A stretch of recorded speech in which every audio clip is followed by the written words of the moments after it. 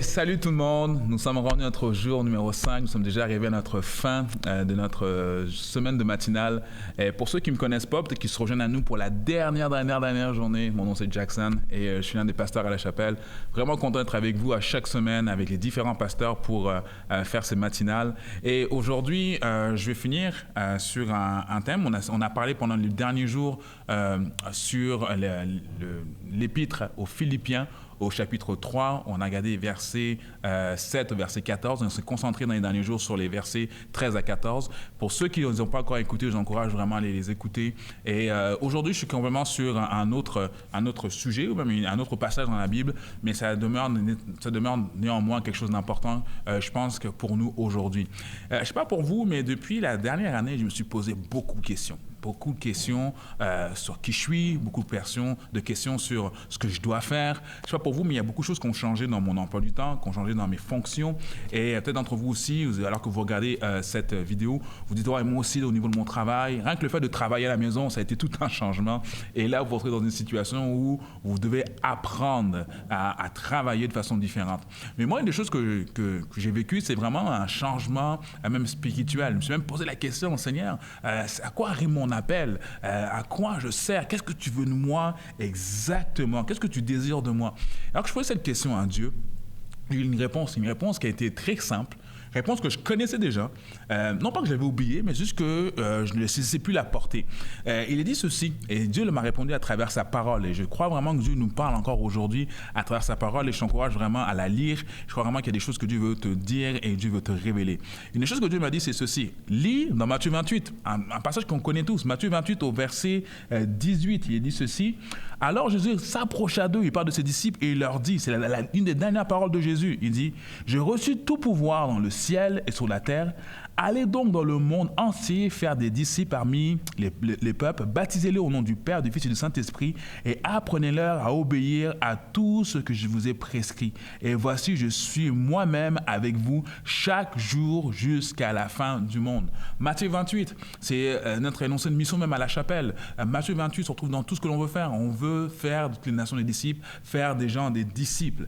Mais quand je regarde à ça, il y a une chose que Dieu me rappelle, c'est la fonction première d'un chrétien, c'est d'impacter le monde autour de lui.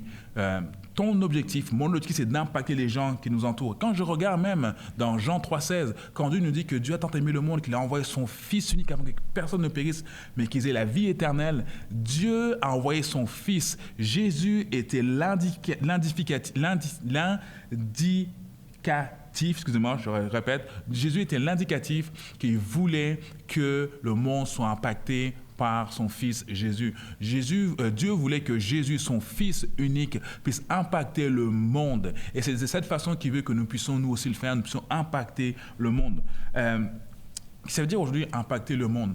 Ça veut dire quoi? Tout simplement, c'est de sortir du milieu dans lequel l'on est, de notre confort, afin de pouvoir être dans peut-être parfois l'inconfort, aller vers les gens. Il y a des gens, vous êtes très bien chez vous, il y a des gens, vous êtes très bien, et puis en ce moment, c'est normal, on est dans les confinements et tout ça, mais parfois, le fait juste de sortir de ton confort, c'est de prendre ton téléphone et d'appeler des gens et leur dire, hey, tu sais quoi, voici ce que Dieu me met à cœur, je prie pour toi. Même si c'est une personne qui ne croit pas en Dieu, et je sais ce que tu vis en ce moment, c'est quoi, je suis en train de prier pour toi. Et on ne sait pas ce que ce geste peut amener, mais une chose que je crois vraiment, c'est que Dieu peut nous amener à faire des choses extraordinaires, même au-delà de ce que l'on peut imaginer et impacter des gens autour de nous.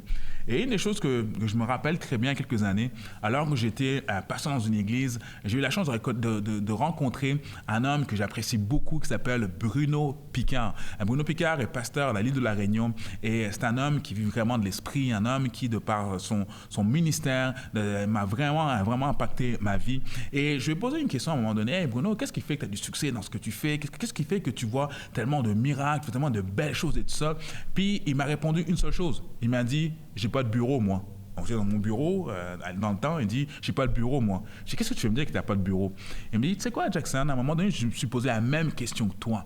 Qu'est-ce qui fait? J'ai posé la question à Jésus. Seigneur, qu'est-ce qui faisait que toi, tu avais autant d'impact? Qu'est-ce qui fait que toi, tu avais autant de personnes que tu guérissais, il y avait tellement de personnes autour de toi qui venaient à toi, qui croyaient en toi, des personnes dont la vie changeait, était transformée. Et la réponse de Jésus Et la réponse qu'il a reçue de Dieu, c'est « moi, je n'avais pas de bureau ». La même réponse qu'il m'a donnée, c'est que moi, je n'avais pas de bureau. Cela voulait dire que parfois, et souvent, Dieu nous appelle à sortir de notre cadre pour aller vers des gens parfois qu'on ne connaît pas ou qu'on n'ose pas aller vers. Et quand je regarde dans la Bible, il y a plusieurs personnes qui sont sorties de leur cadre. La plupart des gens qui ont eu un impact, ce n'était pas un impact qui était dû à l'Église en termes de bâtiment. C'était dû au fait que ces gens voulaient juste dépendre de Dieu et oser faire des choses. Ce n'est pas l'Église qui faisait des choses, c'est des gens qui faisaient des choses par l'onction et par l'appel qu'ils avaient sur leur vie. Quand je regarde à Joseph ne travaillait pas à l'Église et pourtant il y a eu un impact incroyable. Que ce soit Daniel non plus ne travaillait pas à l'Église, il n'avait pas un mandat d'être pasteur de tel type de personne ou encore leader de tel type de personne, leader de louange. Non, pas du tout.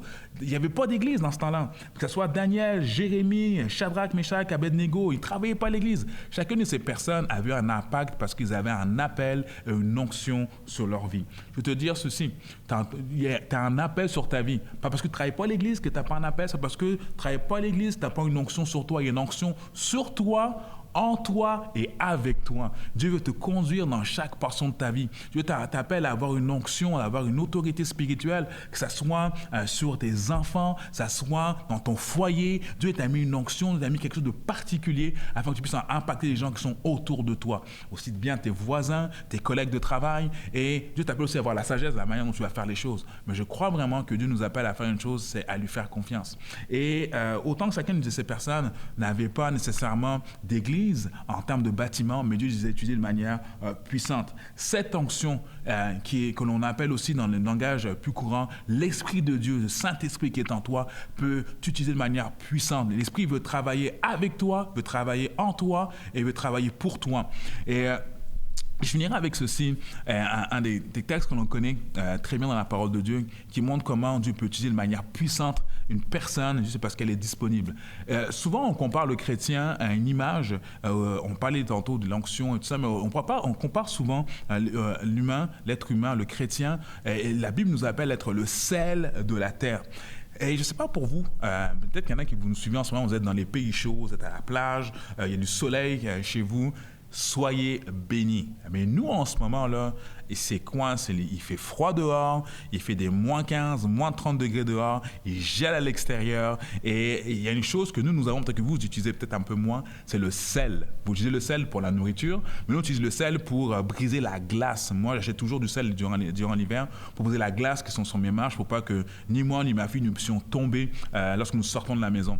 Mais une des choses que je réalise avec le sel, c'est que le sel a un pouvoir incroyable. Quand tu regardes le sel, c'est minime, c'est tout petit, ça ressemble à quasiment à rien, mais le sel a une puissance incroyable, c'est de briser ce qui peut être le plus dur à casser. Je ne peux pas briser la glace avec mon poing, je risquerais de me péter les phalanges, mais avec le sel, ce petit sel peut lui faire des dommages incroyables. Et la chose que Dieu m'a rappelé dans tout ça, c'est fais attention à ne pas t'arrêter à l'apparence, car c'est pas dans l'apparence qu'est ma puissance. Il y a des personnes qu'on peut regarder juste par leur apparence, on dit « Oh, lui, c'est quelqu'un de puissant, lui, il a ceci, il a cela ». Regarde pas et ne compare pas à ces personnes-là. Soit, même si tu penses que tu es tout petit, Dieu peut t'utiliser de manière puissante. Dieu t'appelle à toi, à moi, d'être le sel de la terre. Peu importe ton apparence. Que tu sois un enfant, que tu sois un ado, que tu sois un adulte, que tu sois, peu importe ton arrière-plan familial et culturel, Dieu nous appelle tous et chacun à être le sel de la terre. Et je vais vous laisser avec ceci, que Dieu vous utilise de manière puissante afin que vous puissiez impacter votre génération, que vous puissiez impacter les gens autour de vous. Dieu nous appelle à être des agents de changement. Donc ma prière pour toi, pour cette fin de semaine qui s'en vient, ou encore dans cette semaine, tout dépendant quand est-ce que tu lis, que tu regardes cette matinale, que Dieu t'utilise puissamment afin que tu puisses impacter les gens autour de toi et que tu sois un instrument puissant entre ses mains, soit le sel de la terre. Soyez bénis abondamment. Nous allons rendez-vous une prochaine fois pour des matinales. J'ai vraiment été content d'être avec vous durant cette semaine. C'est toujours le fun de pouvoir partager ces moments ensemble. Que ça vous bénisse abondamment. À très bientôt. Bye.